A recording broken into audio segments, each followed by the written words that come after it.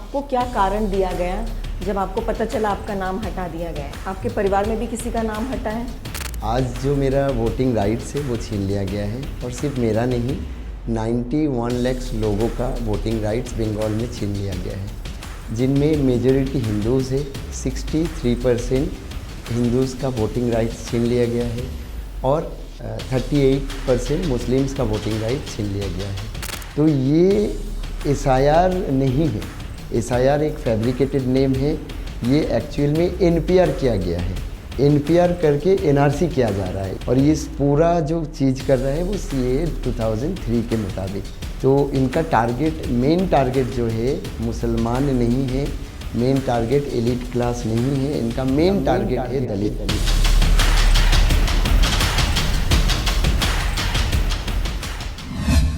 SIR के नाम पर 90 लाख से ज़्यादा लोगों के नाम वोटर लिस्ट से हटा दिए गए, यानी कि हर 10 में से एक मतदाता को लोकतंत्र से बाहर कर दिया गया है। रिपोर्ट्स यह भी बताती हैं कि लाखों लोगों ने अपने नाम हटाए जाने को चुनौती दी है, दस्तावेज भी दिखाए, फिर भी उन्हें उनका अधिकार वापस नहीं मिला। आरोप यह भी है कि इस प्रक्रिया से हाशिए पे खड़े समुदायों को डिस्प्रपोर्शनेटली निशाना बनाया गया है। भारत का संविधान अनुच्छेद 326 के तहत यूनिवर्सल अडल्ट फ्रेंचाइज यानी कि सार्वभौमिक वयस्क मताधिकार की गारंटी देता है, यानी हर 18 वर्ष की उम्र से ऊपर नागरिक को बिना किसी भेदभाव के वोट देने का समान अधिकार है। यही सिद्धांत है जो लोकतंत्र को बराबरी और न्याय की नींव देता है। लेकिन आज यही बुनियादी अधिकार सवालों के घेरे में है। यह सिर्फ एक सूची से नाम हटाने की बात नहीं है, यह नागरिकता का पहचान और गरिमा को मिटाने जैसा है। आज हम ऐसे ही एक व्यक्ति से बात करते हैं जिनका नाम इस प्रक्रिया से हटा दिया गया है। उनका सवाल सीधा है, जब संविधान हमें बराबरी का अधिकार देता है तो फिर कौन है जो यह तय करता है कि आप वोट देने के लायक हैं कि नहीं? क्या एक महज ये तकनीकी गलती है या लोकतंत्र को चुपचाप से कमज़ोर करने की एक खतरनाक मिसाल? तो आज हम बात करते हैं फरीदुल इस्लाम से, जो एक ऐसे नागरिक हैं जिनका नाम वोटर लिस्ट से हटा दिया गया है। उन्होंने सुप्रीम कोर्ट से अपील भी की है कि ऐसे राष्ट्रहीन जीने से अच्छा है इनको इच्छा मृत्यु का अधिकार दे दिया जाए। आइए उनकी कहानी उन्हीं की ज़बानी सुनते हैं। नमस्ते फरीदुल जी, आपका ईद दिना में स्वागत है। नमस्ते। आप पहले थोड़ा अपने बारे में बताइए। आप बंगाल से हैं, बंगाल में हावड़ा डिस्ट्रिक्ट से हैं, तो ये कैसे ये प्रोसेस हुआ, कब आपको पता चला, आप उससे थोड़ा हमारे दर्शकों को अवगत कराइए। जी, मैं एक रेगुलर वोटर हूँ और मेरा उम्र जो है 40 वर्ष है। 40 साल 18 वर्ष के बाद से मैं वोटिंग कर रहा हूँ। लगभग एक लंबे अरसे से मैं वोटिंग कर रहा हूँ। आज जो मेरा वोटिंग राइट्स है वो छीन लिया गया है और सिर्फ मेरा नहीं 91 लाख लोगों का वोटिंग राइट्स बंगाल में छीन लिया गया है, जिनमें मेजॉरिटी हिंदूज़ है। 63% हिंदूज़ का वोटिंग राइट्स छीन लिया गया है और 38% मुस्लिम्स का वोटिंग राइट छीन लिया गया है। ये अलग अलग फेज़ में ये राइट्स जो है उनसे छीन लिया गया है। सबसे पहले मैप्ड अनमैप्ड का जो पॉलिसी है वो अपनाया गया, उसमें 4.5 लाख लोग इस वोटिंग राइट से ऑटोमेटिकली बाहर हो गए, जिसमें मेजॉरिटी हिंदूज़ था। उसके बाद डायरेक्ट डिलीटेशन करके एक सेकेंड फेज़ का जो वोटर लिस्ट जारी किया इलेक्शन कमीशन ऑफ इंडिया ने, उसमें आपका 58 लाख लोग जो है वो वोटर राइट से बाहर हो गए। उसमें सबसे बेसी मेजॉरिटी जो है वो हिंदूज़ का है। लगभग 93 to 95% हिंदूज़ का मेजॉरिटी है, जो 58 लाख को निकाल दिया गया है। उसमें कुछ मृत वोटर भी हो सकता है और कुछ जो मिसप्लेस होता है या एक जगह से दूसरे जगह जो स्थान शिफ्ट हो गए, शिफ्टेड भी होता है। बट उसका जो फिगर है वो हम लोगों ने एनालिसिस किया है, उसका फिगर 20 लाख से ज़्यादा नहीं है। आपको क्या कारण दिया गया जब आपको पता चला आपका नाम हटा दिया गया है? आपके परिवार में भी किसी का नाम हटा है? हाँ, मेरी जो बिगर फैमिली है, हाँ। बिगर फैमिली में टोटल 7 लोगों का नाम हटाया गया है। अच्छा। मेरे जो कोर फैमिली है उसमें सिर्फ मैं डिलीटेड हूँ। आपकी पत्नी और आपके माता पिता सबका नाम है उसमें? हाँ, मेरे पिताजी नहीं है, वो 2000 में पास अवे हो गए। तो मेरे जो मदर्स है, मैंने मदर्स को लिंक किया।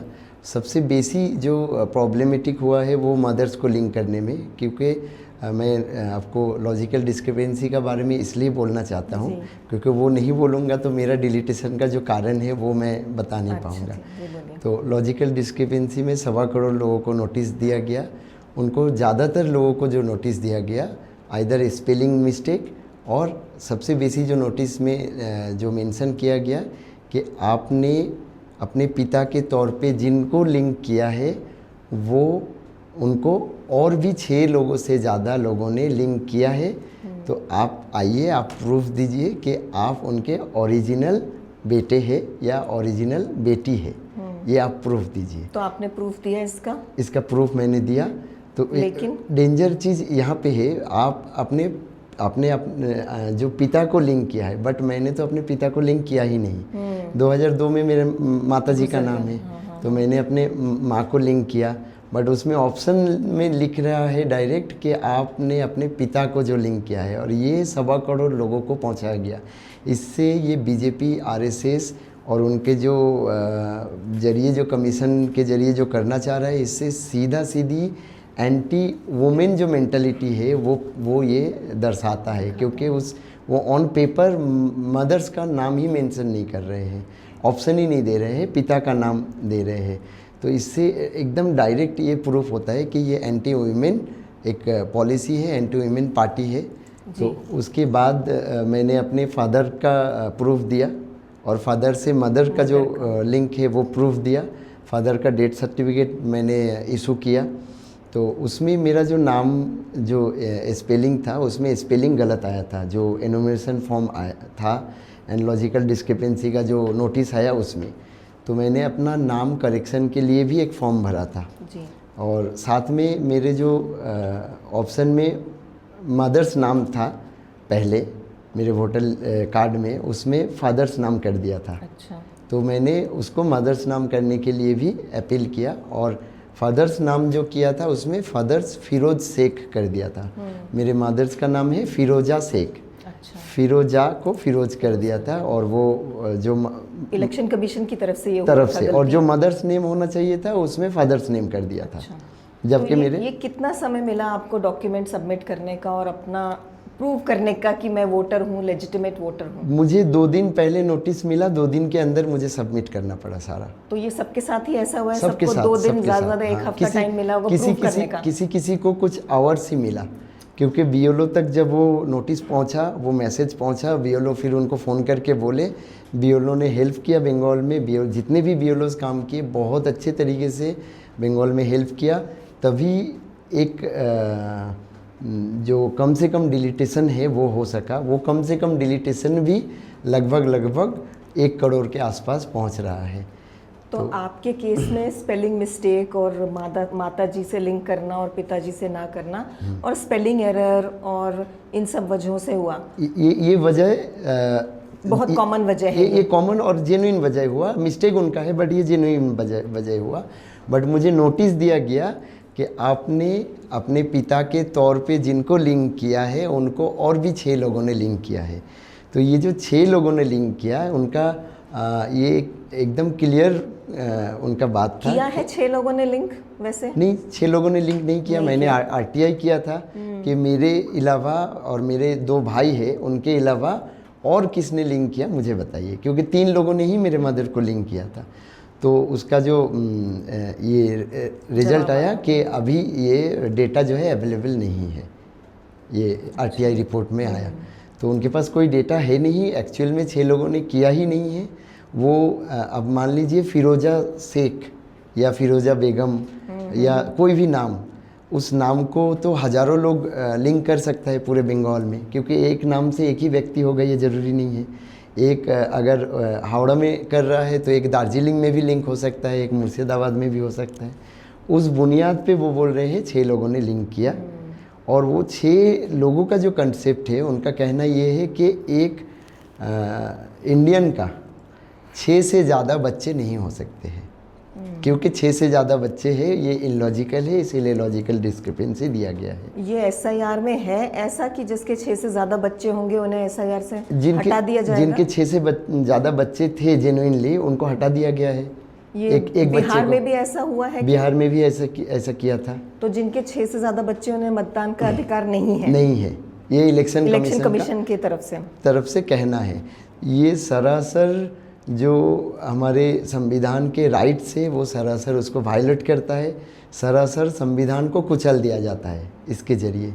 और ये भी कहा जा रहा है कि ये इसमें आपको बहुत सारे डॉक्यूमेंट सबमिट करने हैं, कुछ 10 से 15 डॉक्यूमेंट आपको एसआईआर अपने आप को प्रूव करने के लिए देने हैं। 13 डॉक्यूमेंट्स उन्होंने मांगा है। वो 13 डॉक्यूमेंट्स जो मांगा है उसमें से 90% लोगों के पास वो डॉक्यूमेंट्स नहीं होंगे, इसीलिए मांगे हैं। उन्होंने ज़मीन का कागजात नहीं मांगा है, आपका जो ये है क्या बोलते हैं, जो ओरिजिन है उसका सर्टिफिकेट नहीं मांगा है। उन्होंने मांगा है आपका आधार, आपका बर्थ सर्टिफिकेट हमारे इंडिया में बना ही नहीं था, और बर्थ सर्टिफिकेट भी 1987 से पहले का, जो 1987 से पहले का बर्थ है, मेरा 1986 को बर्थ है, तो मैं अगर बर्थ सर्टिफिकेट दिखा देता तो मेरा नाम आ जाता शायद। अच्छा, आपके पास बर्थ सर्टिफिकेट नहीं बना ही नहीं, क्योंकि उस टाइम सिस्टम ही नहीं था। 1987 से तो बर्थ सर्टिफिकेट का कंसेप्ट आया, बिकॉज 1986 तक जब CAA 1986 अमेंड नहीं हुआ था, तब तक बाई बॉर्न कोई भी इस देश का नागरिक था। इवन एक पाकिस्तानी महिला या एक अमेरिकन महिला या एक उगांडा का महिला अगर भारत के एयर स्पेस से ट्रैवल कर रहा हो और उस टाइम अगर वो कोई संतान को जन्म देता है, कोई बच्चा को, तो उसका जो संतान है वो भारत का नागरिक होने का हक रखता है। इतना अच्छा हमारा राइट्स था, इतना अच्छा संविधान था। ये सारा चीज़ को ये लोग सिरे से खारिज किया। 1986 अमेंडमेंट और 1987 का जो उसका प्रिंसिपल जो रूल है, वो रूल ये पूरा वायलेट करता है। वायलेट करके हमारा जो अधिकार है वो छीन लिया गया। और इस तरीके से जो है डॉक्यूमेंट्स जो सजाए गए हैं, जो मैक्सिमम लोगों के पास नहीं होंगे। पासपोर्ट का डिमांड किया गया, स्कूल सर्टिफिकेट का डिमांड किया गया। बहुत सारे लोग नहीं पढ़ते हैं, बहुत सारे माने हाँ, मैट्रिक का स्कूल सर्टिफिकेट डिमांड किया गया। माने मोर देन 40-60% लोग ऐसे होंगे जो माध्यमिक तक गए ही नहीं हैं, तो वो स्कूल सर्टिफिकेट नहीं दे सकते हैं, वो बर्थ सर्टिफिकेट नहीं दे सकते हैं, वो पासपोर्ट नहीं दे सकते हैं, वो आधार दे सकते हैं, बट आधार को ये लोग उतना जो इम्पोर्टेंस डॉक्यूमेंट्स में नहीं काउंट कर रहा है। अच्छा। और वो अपने ज़मीन के कागजात दे सकते हैं। आज अगर हिंदुस्तान में नागरिकता का कोई प्रमाण पत्र है, ऐसे तो कोई नहीं है, बट नागरिकता का अगर चयन किया जाए, आज तो इलेक्शन कमीशन बोल रहा है, और जो हमारा होम मिनिस्ट्री है, हमारे होम मिनिस्टर साहब अमित शाह जी बोल रहे हैं कि जो नागरिक नहीं है उनको वोट देने का अधिकार नहीं है। वो बंगाल में बार बार आके बोल रहे हैं जिनको वोटर लिस्ट से निकाले हैं उनको हम इस देश से भी निकालेंगे। आज बिहार का जो चीफ मिनिस्टर बने हैं सम्राट चौधरी, वो बोल रहे हैं कि जो 22 लाख लोग वोटर लिस्ट से आज फाइनली बाहर हो गए हैं, उनका राशन पानी, उनका आधार सारा ब्लॉक करेंगे हम लोग। उनका जो नागरिकता का जो अधिकार है, जो ह्यूमन राइट्स है, जो फंडामेंटल राइट्स है, वो सारा छीन लिया जाएगा। तो ये SIR नहीं है, SIR एक फैब्रिकेटेड नेम है। ये एक्चुअल में NPR किया गया है। NPR करके NRC किया जा रहा है, ये डायरेक्ट NRC किया जा रहा है और कुछ नहीं। इसका फैब्रिकेटेड नेम जो है SIR दिया गया है। तो ये NRC छोड़ के और कुछ है ही नहीं।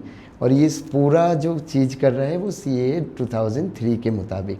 CAA 2003 से पहले हमारे पास जो बांग्लादेश या पाकिस्तान से जो लोग आते थे या आए थे, कभी निपीड़न होके, धार्मिक निपीड़न होके, तो उनके पास ऑप्शन खुला हुआ था नेचुरलाइजेशन का, बाय रजिस्ट्रेशन का।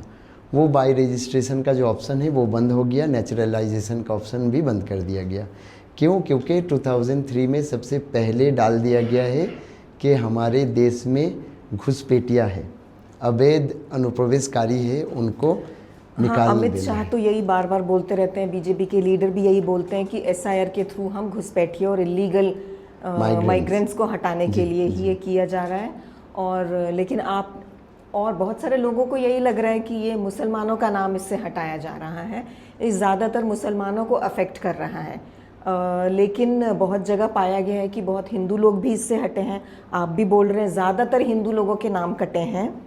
और एक बीजेपी अपने कोर वोटर बेस को भी दिखाना चाहती है कि देखो हम मुसलमानों को इस देश से हटा रहे हैं, घुसपैठियों को हटा रहे हैं।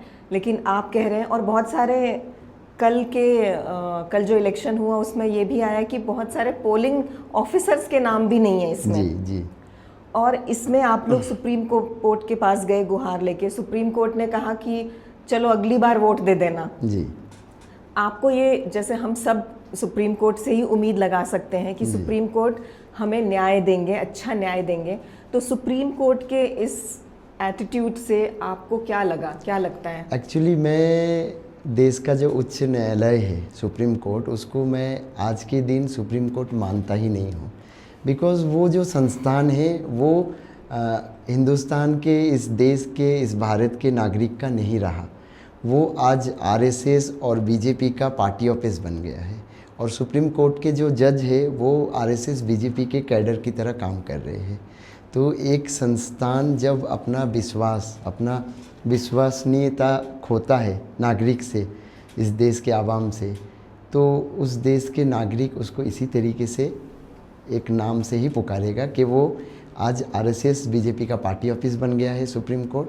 और सुप्रीम कोर्ट का जो जज है, जो डिवीज़न बेंच है, वो सारे जो है आरएसएस और बीजेपी का कैडर बन गए हैं। वो वेट करते हैं कि अमित शाह और नरेंद्र मोदी की तरफ से क्या फैसला आएगा, उसी को सुनाना है। आपने सारे एसआईआर के डॉक्यूमेंट दे दिए, आपके जैसे और भी लोग थे जिन्होंने डॉक्यूमेंट दिए, और जो भी ट्राइब्यूनल बने हैं उन्होंने ये जवाब दिए, और आप कह रहे हैं इसके बाद आपको सुप्रीम कोर्ट की मंशा पे भी शक होने लग गया है। जी। तो इसके बाद आपने क्या निर्णय लिया? मैंने निर्णय ये लिया है कि ये लड़ाई आखिरी दम तक लड़ेंगे। ये लड़ाई लड़ते चाहे मैंने जितना भी उम्र चला जाए, जितना भी टाइम लगे, वो लड़ेंगे। और अगर राष्ट्र का निपीड़न आता है, उसमें अगर मौत भी माने लेना पड़े, मौत भी मरना पड़े, तो उसके लिए भी हम तैयार हैं। इसीलिए हमने तय किया है माननीय महिम राष्ट्रपति जी को और माननीय महामान्य सुप्रीम कोर्ट को हमने अपील किया है कि ये जो एसआईआर का एक्सरसाइज हो रहा है ये एकदम इलॉजिकल है, गैर संवैधानिक है, गैर गणतांत्रिक प्रक्रिया है। इसको सिरे से खारिज करके हमारा जो 91 लाख लोगों का जो वोटिंग राइट्स छीन लिया गया है उसको रीस्टोर किया जाए और इसी इलेक्शन में हमें वोट देने का राइट्स दिया जाए। हालांकि एक फेज़ का इलेक्शन कल हो चुका है ऑलरेडी। जो डिलीटेशन है उसमें 53 लाख लोग जो है कल जो अपना वोटिंग राइट्स खो चुके हैं, नहीं दे पाए, वो डिवोटर हो चुके हैं, गैर बेनागरिक हो चुके हैं। जो यहाँ के ओरिजिन थे, जो यहाँ के रियल वोटर थे, यहाँ के नागरिक थे, सिर्फ नाम का स्पेलिंग गलत होने के वजह से, सिर्फ एक पिता का 6 से अधिक बच्चा होने के वजह से, और सिर्फ कुछ डॉक्यूमेंट्स में अलग अलग नाम होने के वजह से उनका वोटिंग राइट्स, उनका नागरिकता छीन लिया गया है। ये जो वोटिंग राइट्स होता है ये हमारा संवैधानिक अधिकार है, फंडामेंटल राइट्स है। आज अगर फंडामेंटल राइट्स छीन लेता है ये राष्ट्र की व्यवस्था, तो हमें वो राष्ट्रहीन कर देता है। राष्ट्रहीन कर देने का मतलब है हमारा जो फ्यूचर है वो मृत्यु की तरफ, मौत की तरफ ढकेल देना होता है। आज एक इंसान, एक नागरिक राष्ट्रहीन होकर नहीं जी सकता है। कल हमारा आधार ब्लॉक कर दिए जाएंगे, कल हमारे आज वोटिंग राइट्स छीन लिए गए हैं, कल हम अपने बच्चे को स्कूल में पढ़ाने जाएंगे, वहाँ पे आधार मैंडेटरी है, वो नहीं कर पाएंगे। कल को अगर वोटर कार्ड को मैंडेटरी कर दे, हम कहीं ट्रैवल नहीं कर पाएंगे। आज जो मैं कहीं जाता हूँ अपने कामों से बाहर कोलकाता के, वहाँ जाएंगे तो होटल में हमसे अगर वोटर कार्ड मांगेंगे, वो मैंडेटरी डॉक्यूमेंट्स अगर आ जाएगा तो हम कहीं स्टे ही नहीं कर पाएंगे। तो ये जो राष्ट्रहीन कर दिया है, ये मौत के बराबर धकेल दिया है। तो राष्ट्र में बैठे हुए जो कुछ चंद शैतान लोग हैं, ये नरेंद्र मोदी, अमित शाह जैसे जो शैतान लोग हैं, ये लोग मेरे मौत को ठीक करेंगे या मेरे साथ 91 लाख बंगालियों का मौत को ठीक करेंगे, या पूरे हिंदुस्तान में जिनको जिनको डिलीट किया गया है उनके मौत को ठीक करेंगे, ये मुझे कतई बर्दाश्त नहीं है। मैं बहुत स्वाभिमानी हूँ और मैं उनसे कई हज़ार गुना ज़्यादा देशभक्त हूँ। मेरे देशभक्त पे जो जिनको संख्या है वो देशभक्त है कि नहीं, उनको आज प्रूफ देने का दरकार है, मुझे दरकार नहीं है, क्योंकि मेरे पूर्वज इसी मिट्टी में जन्मे हैं और इसी मिट्टी में दफन होते आए हैं। मैं भी इसी मिट्टी में जन्मा हूँ, मैं भी इसी मिट्टी में दफन होऊंगा। लेकिन वो मौत जो होगा मेरा, वो स्वाभिमान से होना चाहिए, वो गरिमा से होना चाहिए। इसीलिए मैंने अपील किया है कि आइदर सबका वोटिंग राइट्स को वापस कर दे, इस SIR प्रोसेस को कैंसिल करके, बातिल करके, और अगर सुप्रीम कोर्ट और माननीय राष्ट्रपति जी ये नहीं कर सकते हैं तो हम अपना स्वेच्छा मृत्यु का आवेदन करते हैं, वॉलंटरी डेथ का आवेदन करते हैं। मेरा वॉलंटरी डेथ, स्वेच्छा मृत्यु को वो लोग स्वीकार करें और उसका ऑर्डर वो लोग पास करें, उसके बाद मैं अपना स्वेच्छा मृत्यु ग्रहण करूँगा स्वाभिमान से, गरिमा से। मैंने ये निर्णय लिया है। तो आपको राष्ट्रहीन होना ऑलमोस्ट मृत्यु के बराबर आपको ऐसा लगता है, इसलिए आप ऐसा निर्णय ले रहे हैं। क्या आपके आसपास भी जो कई लोग हैं, आप बता रहे हैं कई लोगों का नाम डिलीट हुआ है, क्या इस पे आपके नागरिकता पे भी शंका लगा दिया है? आसपास के लोग, आपके पड़ोसी या आपके वर्क प्लेस में लोगों का कुछ एटीट्यूड चेंज हुआ है? आपको लगता है कि आप एज अ सिटीज़न ही आप पे सवाल उठा दिया गया है? एकदम।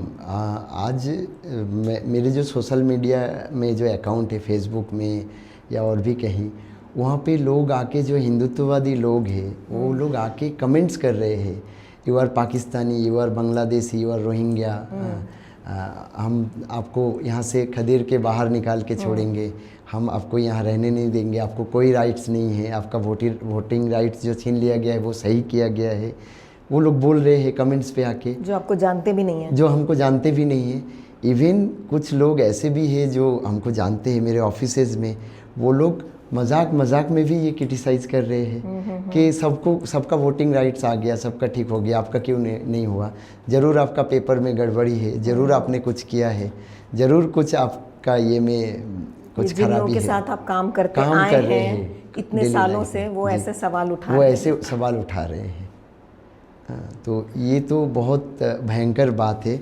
और ये जो फेस करना पड़ रहा है, ये ऐसा नहीं है कि खाली गरीब तबका के लोगों को, अंडर प्रिविलेज लोगों को करना पड़ रहा है, ऐसा नहीं है।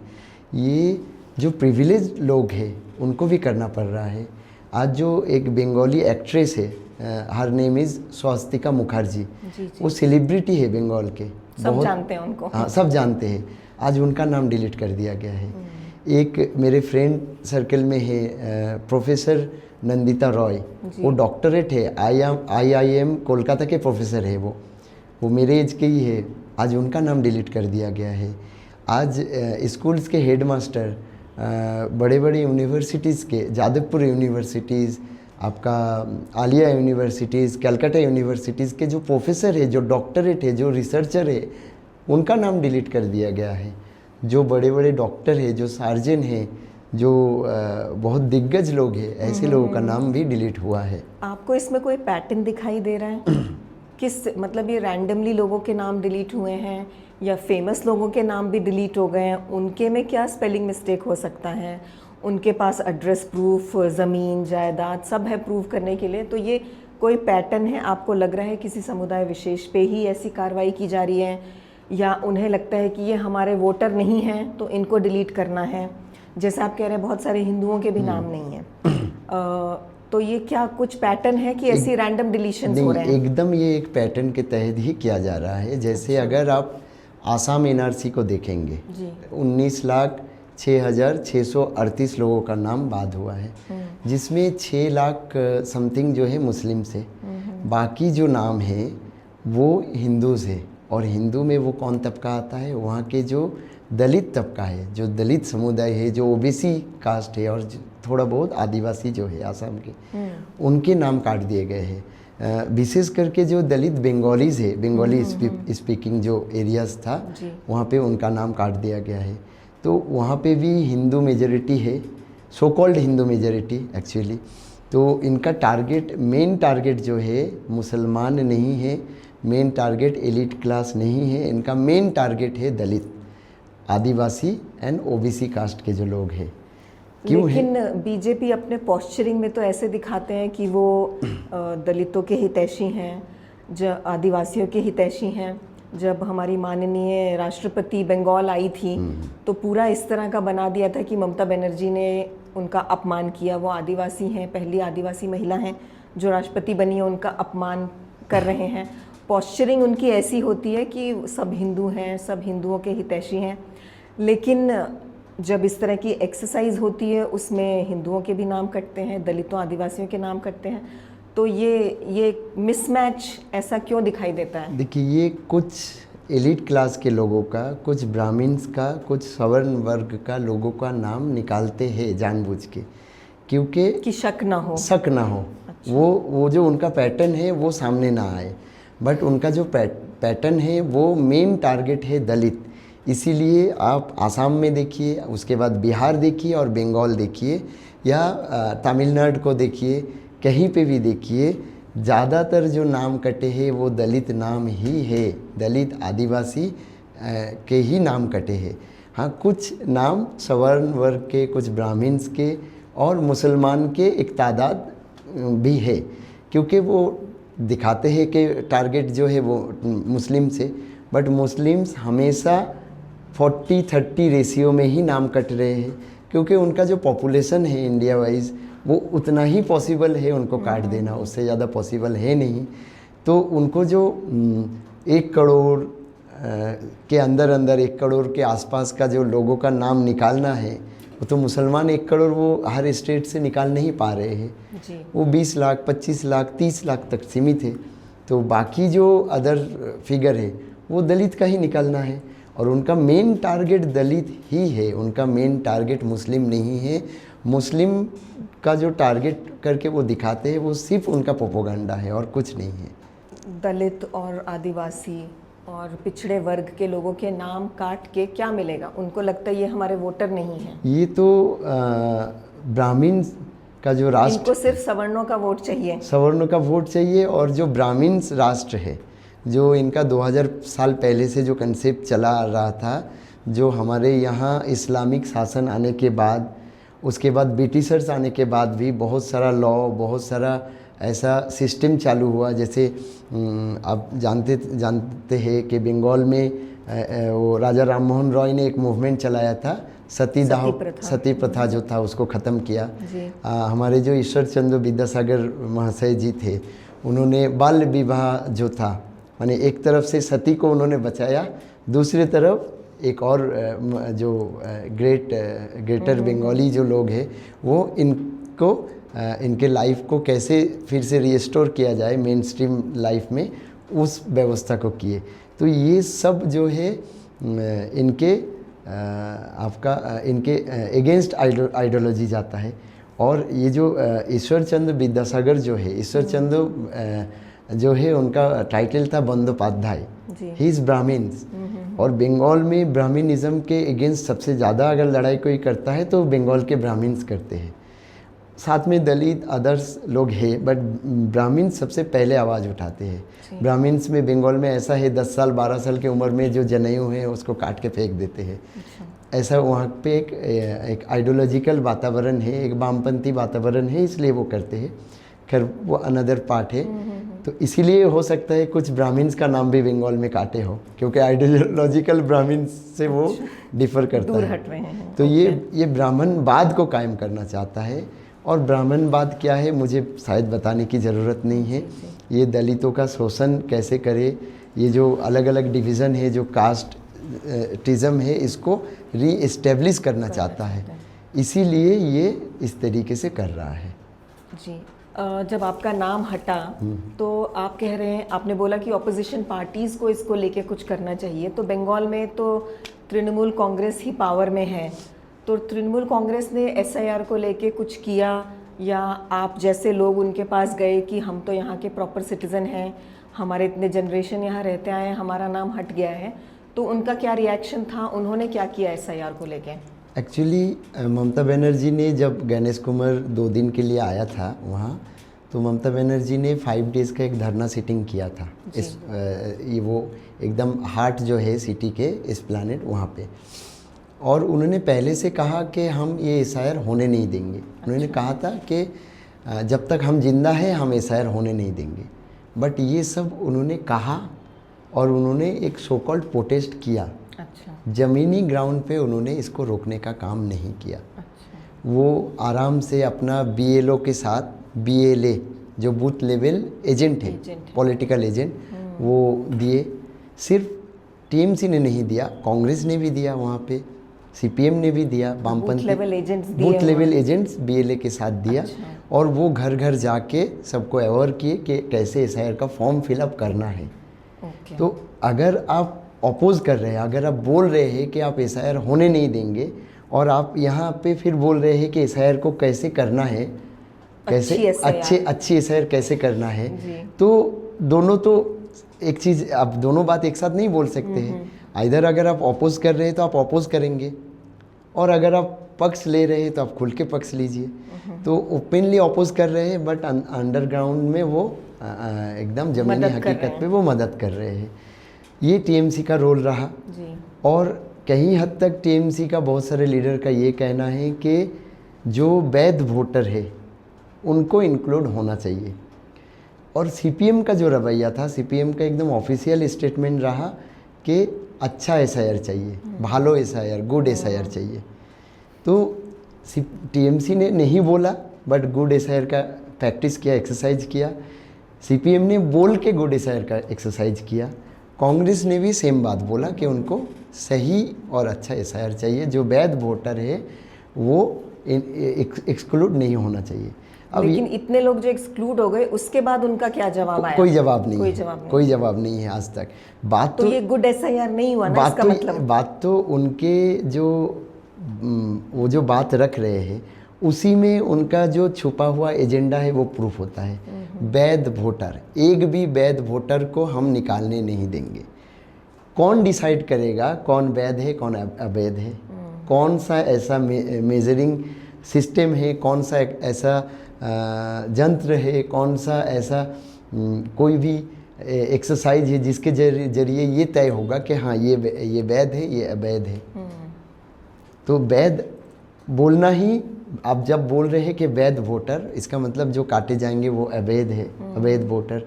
तो इसीलिए जो 91 लाख लोग आज वोटर लिस्ट से निकाल दिए गए हैं, डिलीट कर दिए गए हैं, वो उनके बातों के मुताबिक ही अवैध हो जाता है, अवैध होगा ऑटोमेटिकली। तो ये राष्ट्र का जो हिस्सा है ना वो भी बने हैं, और इस षड्यंत्र का हिस्सा वो भी है, बट सो कॉल्ड प्रोटेस्ट किया है। वो भी एक एंटी पीपल स्टैंड ही हुआ उनका भी, अगर वो ऐसे कर रहे हैं एकदम। और वो साइलेंटली किया है, बल्कि मैं बोलूँगा बीजेपी बेटर है उनसे, क्योंकि बीजेपी अपने डंके के चोटी के दम पे बोल रहे हैं और वो अन्याय कर रहा है, और ये लोग पीठ पीछे छोड़ा भोंक रहे हैं।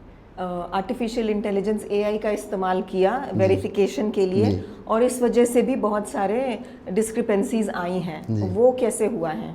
इन्होंने टेक्नोलॉजी तो हम सोचते हैं कि अच्छा काम करेगी, फास्ट करेगी, ह्यूमन एरर नहीं आएगा, लेकिन एआई की वजह से बहुत सारे एरर आ गए और लोगों के नाम हट गए हैं। इनका जो वो एआई वेबसाइट है वो प्रॉपरली डेवलप्ड ही नहीं हुआ है, उनका कोई टेस्ट नहीं हुआ है, कोई लैब टेस्टिंग नहीं हुआ है, कोई एक्सरसाइज पहले हुआ ही नहीं है। तो अचानक से उन्होंने क्रिएट किया और रातों रात उसको इम्प्लीमेंट कर दिया। अच्छा। इसका एक रिजल्ट देखने को मिला था। उन्होंने कोई एक डेट को ये बंगाल के सारे वोटर लिस्ट को डाल दिया था उसमें। अच्छा। और 7 करोड़ लोगों को अंडर एजुकेशन दिखा दिया था रात को। अंडर एजुकेशन का क्या मतलब है? हमें जो निकाल दिया गया है डिलीटेशन, वो अंडर एजुकेशन से। अच्छा। अंडर एजुकेशन माने विचाराधीन। अच्छा, विचाराधीन है। हाँ, हम 7 करोड़ लोग विचाराधीन हो गए थे कुछ घंटों के लिए। रात को 9 बजे से लेके रात को 12 बजे तक, एआई की वजह से। एआई की वजह से। फिर उन्होंने देखा अरे ये तो बहुत बड़ा गड़बड़ हो गया। इस रिपोर्ट को बहुत अच्छे से पब्लिश किया है हमारे एक यूट्यूबर साथी है, पूरा इंटरनेशनली वो फेमस है, ही इज़ ध्रुव राठी। उन्होंने इस चीज़ को एनालिसिस करके पूरा ये रिपोर्ट रखा है। तो रातों रात 7 करोड़ लोगों का नाम अंडर एजुकेशन आ जाता है। फिर जब उसको वो लोग रिकरेक्ट करता है तो 61 लाख लोगों का जो अंडर एजुकेशन था, जिसमें एक मैं भी हूँ, अंडर एजुकेशन था, तो वो 61 लाख लोगों का नाम फिर प्योरीफाई होके आ जाता है। और उससे पहले भी 61 लाख लोगों का अंडर एजुकेशन ही था। तो ये इतना रॉन्ग एक शॉर्ट टाइम पे किया गया है आनन फानन में।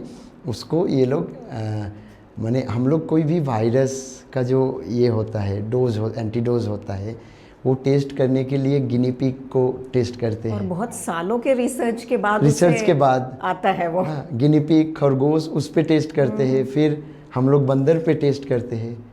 इनके लिए ह्यूमन टेस्टिंग हो रही है। इनके लिए गिनी पिग बंगाल के पीपल हो गए हैं, इनके लिए बंदर बंगाल के पीपल हो गए। उन पे ये टेस्ट किया गया है और ये पहली बार किया गया है।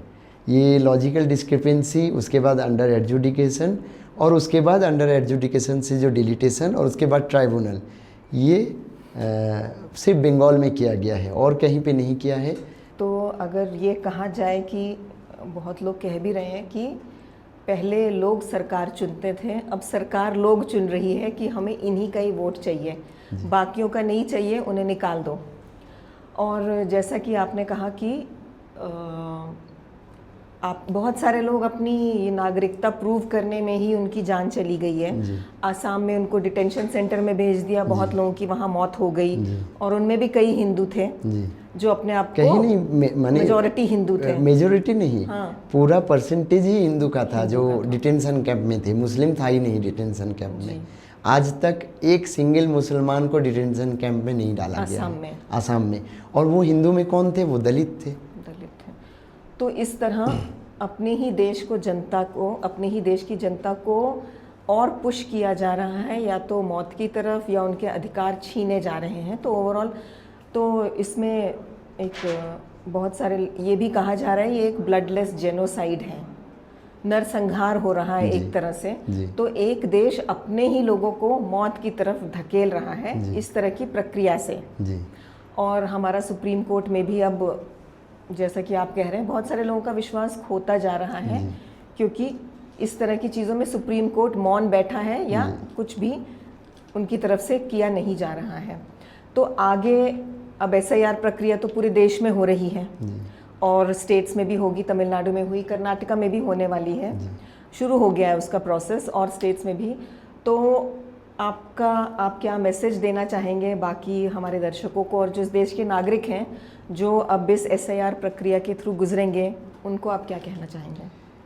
मुझे लगता है जहाँ पे एसआईआर अभी भी नहीं हुआ है, विशेष करके कर्नाटका में खास करके, एक ही ऑप्शन है हमारे पास, वो है यूनाइटेड।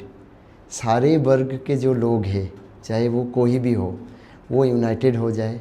यूनाइटेड होके यहाँ पे जो ऑपोजिशन पार्टीज़ है, बीजेपी की जो अपोज करने वाले पार्टीज़ है, आइदर वो वामपंथी दल हो, सीपीएम हो, या कोई भी हो, आइदर वो कांग्रेस हो, उनको एकजुट होना होगा। उनको एकजुट होके एक ही बात बोलना है कि ये जो एसआईआर का जो प्रोसेस है, इसको हम करने नहीं देंगे कर्नाटक में। क्योंकि एक बार अगर ये बीजेपी गवर्नमेंट और उनका जो इलेक्शन कमीशन है पब्लिक तक ये इनोमिनेशन फॉर्म अगर इम्प्लीमेंट कर दिया, तो उसके बाद गुड एसआईआर और बैड एसआईआर बोल के कुछ नहीं है। SIR is always bad. This is bloodless genocide, actually bloodless genocide है। एक बार अगर उन्होंने उस पर दस्तखत कर दिया पब्लिक ने, मास ने, तो फिर उनका जो गर्दन है वो उनके हाथों पे चला जाएगा। अब वो जिसको मर्जी रखेंगे, जिसको मर्जी निकाल देंगे। और उनका पूरी टारगेट ही है दलित वर्ग और मुस्लिम।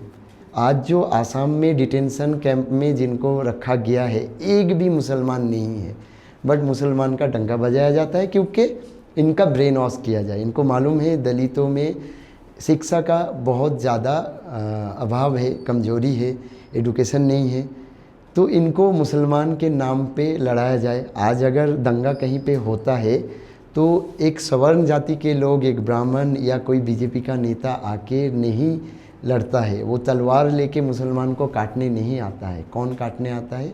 दलित, क्योंकि दलित को भड़काना बहुत इजी है, बिकॉज इनमें एडुकेशन नहीं है, इसीलिए मुसलमान के नाम पे दलित को भड़का रहे हैं। अल्टीमेट जो लॉस है वो दलित का ही है, दलित को ही ये उनका जो अधिकार है उनसे वंचित करने के लिए ही ये कर रहे हैं। ऐसा किया और आज बंगाल में अगर देखें 210 लोगों ने सुसाइड किया है, ये एसआईआर जो प्रोसेस है उसके तहत। ये 210 लोगों में 22 मुस्लिम हैं, 22 मुस्लिम है, 2 ब्राह्मण्स नेम है, बाकी सब जो है वो शेड्यूल कास्ट, शेड्यूल ट्राइब और लोअर कास्ट से आते हैं। और आज जो बंगाल में सबसे पहले फेज़ में जो 4.5 लाख और दूसरे फेज़ में जो 58 लाख लोगों का जो नाम काट दिए गए हैं, वो मतुआ कम्युनिटी के लोगों का नाम काट दिए गए हैं, वो वैष्णव कम्युनिटी के लोगों का नाम काट दिए गए हैं, वो आपका राजवंशी कम्युनिटी के लोगों का नाम काट दिए गए हैं, जो एक्चुअल में कभी निपीड़ित होके 1947 से लेके 1971 तक माइग्रेट करके आए हैं। 1971 तक वो लोग यहाँ आए हैं, उसके बाद भी आए होंगे बट उसका फिगर बहुत कम है। आज उस कम्युनिटी को निकाल दिया जा रहा है, जबकि जो लोग बाई रजिस्ट्रेशन का ऑप्शन जब 2003 से पहले खुला हुआ था, आज अगर एक्चुअल में बांग्लादेश ओरिजिन को अगर निकालने का काम करे कोई, तो 60% ऑफ कोलकाता और 40-45% जो बंगाल के जो हिंदूज़ है उनको वॉश आउट कर देना होगा, वो उनको यहाँ से निकाल देना होगा। जो डिलीटेशन है, अब वो जैसे बिहार का जो 22 लाख है उनको ट्राइब्यूनल में भेजने का बात वो लोग कर रहा है, बट ट्राइब्यूनल वहाँ पे आज तक बना नहीं है। बंगाल में भी 19 ट्राइब्यूनल बना है, 19 जजों का एक लिस्ट हुआ है, 23rd डिस्ट्रिक्ट में 19, वो भी वो ट्राइब्यूनल कोलकाता के एक जगह पे, कोलकाता के भी एक कॉर्नर में जाके बैठे हैं, this is south 24 Pargana district पे, और वहाँ से वो लोग अपना काम कर रहे हैं ऑनलाइन। ट्राइब्यूनल पे किसी को भी बुलाया नहीं जा रहा है, कोई भी फेस टू फेस जो सुनवाई है वो नहीं हो रहा है। और अभी तक ट्राइब्यूनल का जो खेल है वो तो सबके सामने आया ही नहीं, आना शुरू हुआ है। 27 लाख लोगों को अंडर एडजुडिकेशन से डिलीट कर दिया गया, उनको डायरेक्ट ट्राइब्यूनल में भेजा गया। उसके अलावा भी बाकी लोगों को ट्राइब्यूनल में अपील करने के लिए बोला गया है, जिसमें मेजॉरिटी हिंदू है। अच्छा। तो वो भी अपील किए। ये आपका लास्ट 20 अप्रैल तक जो रिपोर्ट जारी किया था इलेक्शन कमीशन ने, उसमें 18 अप्रैल तक उसमें 35 लाख लोगों ने ट्राइब्यूनल में अपील किया और 22 तक ट्राइब्यूनल खुला हुआ था, क्योंकि सेकेंड फेज़ का जो इलेक्शन है 22 तक उनके पास मौका था जी। तो वो 22 तक ट्राइब्यूनल में अपील किया। आज तक ट्राइब्यूनल में कितना अपील हुआ उसका कोई डेटा इलेक्शन कमीशन ने पेश नहीं किया अभी तक। बाद में शायद करे, या आरटीआई करने से हम लोगों को मालूम चले, पेश ना भी करे, बिकॉज सारा चीज़ उनके मर्ज़ी से चलता है, वो अपने मर्ज़ी से ही करेंगे। तो ये ट्राइब्यूनल में जो 35 लाख लोग गए अपील किए, उसमें सुप्रीम कोर्ट ने कुल 10-12 दिन पहले एक जजमेंट दिया, जिसमें बंगाल सीपीएम और बंगाल के जो टीएमसी सरकार है, दोनों ने एक नैरेटिव सेट किया कि देखो ये हिस्टोरिकल एक ये है, विन है, हिस्टोरिकल जय है, हमने वो एक हिस्टोरिकल जो ऐतिहासिक जय है वो छीन के लाया। वो ये है कि वोट देने से 2 दिन पहले तक 2 फेज़ का जो वोट था, 23 तारीख का जो वोट था 21 तारीख तक, और जो 29 तारीख का वोट है वो 27 तारीख तक, जिनका भी नाम ट्राइब्यूनल में इंक्लूड होगा वो वोट दे सकते हैं। और आपको वो नंबर अगर आप सुनेंगे तो आपको हंसी आएगा। 35 लाख लोगों ने ट्राइब्यूनल में अपील किया, ओनली 136 लोगों का अप्रूव हुआ नाम। 35 लाख में 136 लोग जो है अप्रूव हुआ 136 लोगों का नाम और 138 लोगों का नाम देखा गया, जिनमें से 2 नाम जो ट्राइब्यूनल से भी पास नहीं किए। अच्छा। वो डायरेक्ट समझ लीजिए उनको, अब वो जो ट्राइब्यूनल से भी जो पास नहीं करेगा वो डायरेक्ट डिटेंशन कैंप जाएंगे आने वाले दिनों में। तो 35 लाख में 138 केस को देखा गया, 136 लोगों को अप्रूव किया गया, 2 पीपल ऐसा है जिनको डिटेंशन कैंप भेजने का बंदोबस्त किया जाएगा आने वाले दिनों में। अब सेकेंड फेज़ का इलेक्शन तक हम लोग वेट करेंगे, देखेंगे कि 27 तारीख तक कितना अप्रूव होता है। बट हमारा जो एनालिसिस है, हमारा जो एक समझदारी है, उससे जो समझ में आता है कि एक दिन में एक जज 10 से ज़्यादा केस देख ही नहीं सकते। 19 जज है, 1900 लोगों का केस डेली देखेंगे मैक्सिमम। और इस तरीके से अगर चले 19 डिवाइडेड आपका 35 लाख, तो वो 39 ईयर्स का एक टाइम आता है। तो 39 ईयर्स तक ये एक्सरसाइज चलेगा ट्राइब्यूनल में। और भी ट्राइब्यूनल में जो लोग अपील करने का, जो जिनका नाम नहीं आया अभी तक, जो डेटा नहीं दिया, वो फिगर अगर 50 लाख के आसपास जाता है, तब तो ये 60-70 साल तक ये एक्सरसाइज चलेगा। तो 50-60 साल की एक्सरसाइज को 1 महीने में करके ये रिजल्ट दे दिया है जी। और इसी को जीत माना जा रहा है। इसी को जीत माना जा रहा है, ये दोनों मेन स्ट्रीम पॉलिटिकल पार्टी की तरफ से। तो जैसा कि आपने देखा, यह सिर्फ एक व्यक्ति की कहानी नहीं है, यह उस लोकतंत्र का आईना है जो अपने ही नागरिकों को पहचानने से इनकार कर रहा है। जब 90 लाख लोगों का नाम एक झटके से मिटाया जा सकता है, तो सवाल क्यों, किस और कौन का नहीं है, बल्कि कि ये किसके लिए किया जा रहा है। क्या अधिकार अभी भी यूनिवर्सल या सार्वभौमिक है, या उन्हें चुपचाप छीना जा रहा है। इसी तरह की खबरों और चर्चाओं से जुड़े रहने के लिए ई-दिना को लाइक, शेयर और सब्सक्राइब कीजिए।